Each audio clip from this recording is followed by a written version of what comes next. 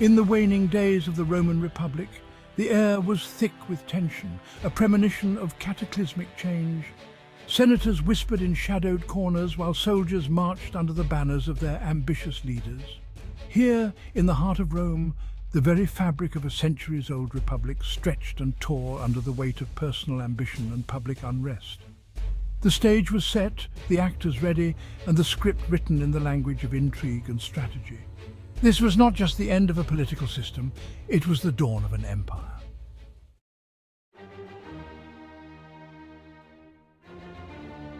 The Roman Republic, a beacon of governance, was gripped by a deepening crisis. Political machinations, widespread corruption, and the widening gap between the rich and the poor had laid a fertile ground for discontent. Rome, the epicenter, was a juxtaposition of opulence and despair, while distant territories like Gaul and Egypt played their parts as stages for military exploits that boosted the ambitions of Rome's elite. The Republic's overextension through wars had brought wealth and slaves, but also immense logistical and social challenges. The allure of power in such turbulent times proved irresistible to the ambitious, setting the stage for a dramatic overhaul of the political order. The citizens of Rome, caught between tradition and the tantalizing promise of change, were a crucial but often unpredictable force. Their support was the prize for which Rome's leading figures contended, often through populist measures or sheer military might.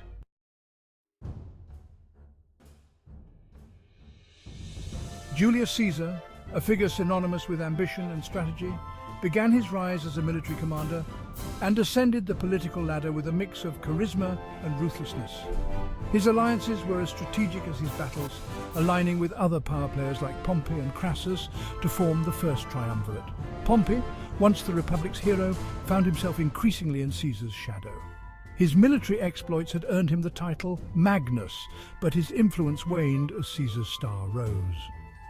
The tension between these titans of power set a backdrop of inevitable conflict. Cleopatra, the astute and enigmatic Queen of Egypt, played a pivotal role not just as a ruler, but also as a key figure in Roman power dynamics. Her romantic and political alliances with Rome's leaders, especially Caesar and later Mark Antony, were maneuvers that sought to secure her throne and influence in the wider Mediterranean drama. Together, these figures not only shaped their own destinies, but also the future of Rome. Their ambitions were interlinked, and their conflicts would determine the trajectory of the Roman state.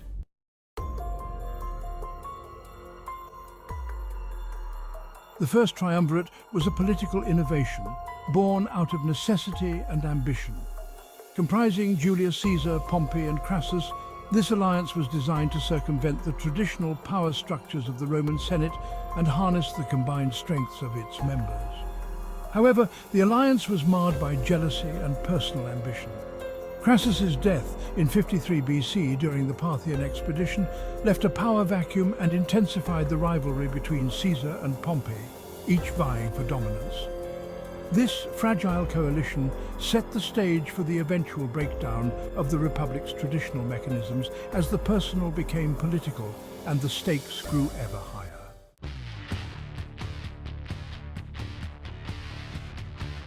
Julius Caesar's campaigns in Gaul from 58 to 50 BC were both a demonstration of military might and a cause of controversy. His conquests across the Rhine and the English Channel were feats that bolstered his reputation back in Rome, feeding his burgeoning image as a leader of unparalleled prowess. However, these campaigns were not without their detractors.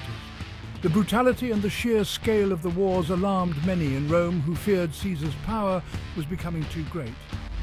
From the perspective of the Gauls, these were not noble conquests but a series of aggressive invasions that decimated their people and culture. Despite the controversies, the Gallic Wars provided Caesar with the necessary military loyalty and the wealth to challenge his political enemies in Rome. This period solidified his image as a military genius and set the stage for his future actions against the Republic itself.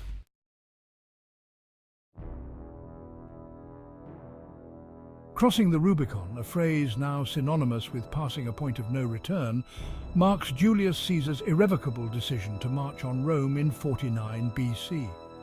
By leading a legion across the Rubicon River, Caesar defied the Roman Senate and ignited a civil war. The immediate reaction in Rome was one of panic and disorder. Caesar's bold move left little room for negotiation and signaled the end of any potential peaceful resolution to the power struggles that had gripped the Republic. This act had long-term implications not only for Caesar, who had cast the die of his fate, but also for Rome, setting it on a path towards dictatorship and eventually empire. The Republic, already weakened by internal strife, could not withstand this ultimate test of its resilience.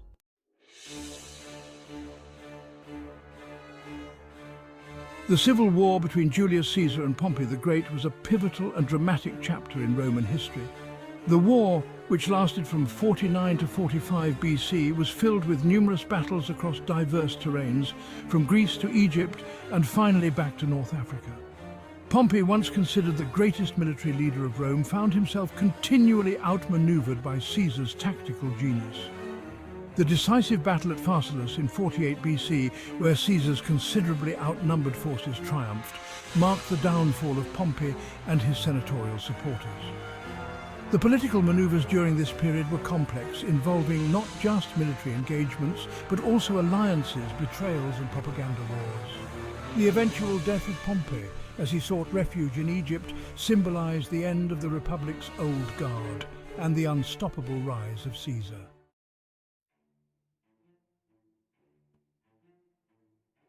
Cleopatra VII, the last active ruler of the Ptolemaic Kingdom of Egypt, played a critical role in the power dynamics of late Republican Rome. Her political and romantic involvement with Julius Caesar and later Mark Antony were more than mere liaisons.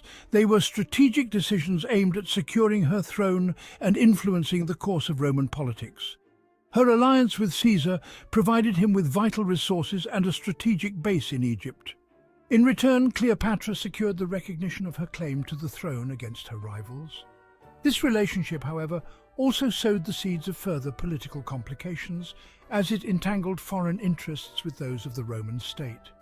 The consequences of her involvement were far-reaching, affecting not only her own fate, but also the dynamics of Roman power, which increasingly played out on an international stage.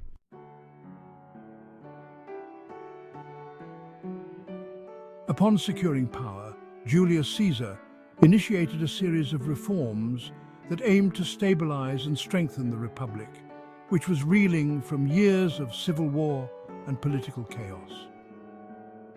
These reforms ranged from restructuring the debt to revitalizing the calendar system, now known as the Julian calendar. Economically, Caesar redistributed land to his veterans and the urban poor, a move that both fulfilled his populist promises and secured the loyalty of key military and social groups. Administratively, he increased the Senate's size, incorporating supporters and diluting the power of his enemies. While these changes were met with approval from many quarters, there was significant opposition among the traditionalist factions in the Senate. They viewed Caesar's accumulation of power and his sweeping changes as the death knell for the Republic. This tension eventually culminated in his assassination, a desperate bid to restore the old order.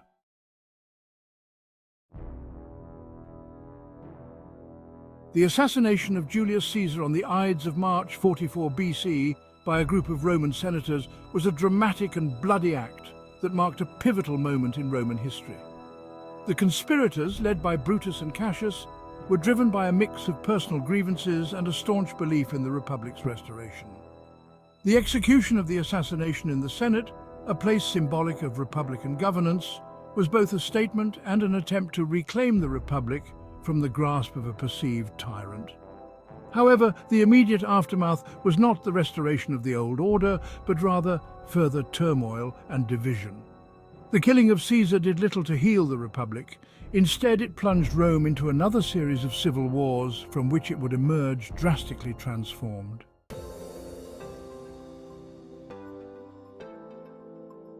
In the chaos following Caesar's assassination, his adopted heir Octavian, later known as Augustus, rose from relative obscurity to the pinnacle of power. His initial move was to consolidate support, leveraging his status as Caesar's heir and the substantial inheritance left to him. Octavian's early rule was marked by shrewd political maneuvers, including forming the Second Triumvirate with Mark Antony and Lepidus. This alliance, though temporary, allowed him to defeat Caesar's assassins and seek revenge against his enemies. The strategies employed by Octavian during this period laid the groundwork for his eventual sole rule.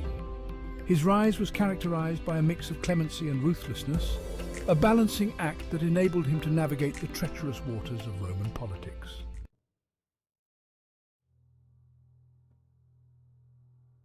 The Battle of Actium, fought on September 2, 31 BC, was the climactic confrontation between Octavian and the combined forces of Mark Antony and Cleopatra. This naval encounter off the western coast of Greece decisively shaped the future of the Roman Empire. Octavian's fleet, commanded by Agrippa, displayed superior tactics and discipline, outmaneuvering the larger but less organized fleet of Antony and Cleopatra. The battle not only marked the defeat of Antony and Cleopatra, but also effectively ended any significant opposition to Octavian's rule. The aftermath saw Octavian consolidate his power over the entire Roman world, while Antony and Cleopatra retreated to Egypt, where their story would come to a tragic end. The Battle of Actium thus symbolized not just a military victory, but the dawn of a new era in Roman history.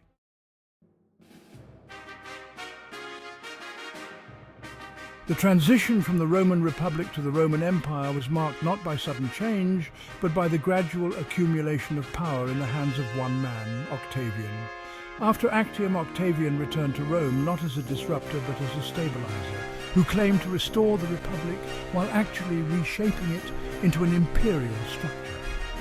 Institutional changes included the creation of a permanent bodyguard, the Praetorian Guard, and new administrative reforms that centralized power effectively. Octavian, now Augustus, also cultivated an image of a benevolent ruler, a unifier and restorer of peace, Pax Romana. The public, weary of decades of civil war, largely accepted these changes, trading the chaotic liberty of the Republic for the ordered peace of empire. This acceptance was crucial in legitimating Augustus's rule and enabling the imperial system to take root and endure.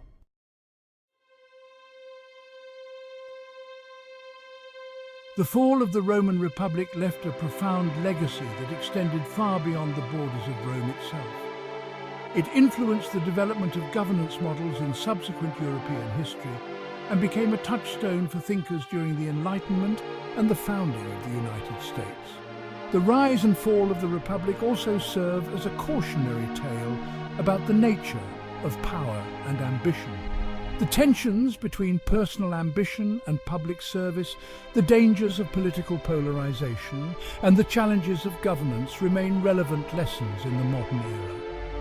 Furthermore, the romantic allure of the Republic's last days, with its dramatic figures and monumental battles, continues to captivate the imagination of people around the world, illustrating the timeless nature of the story of Rome.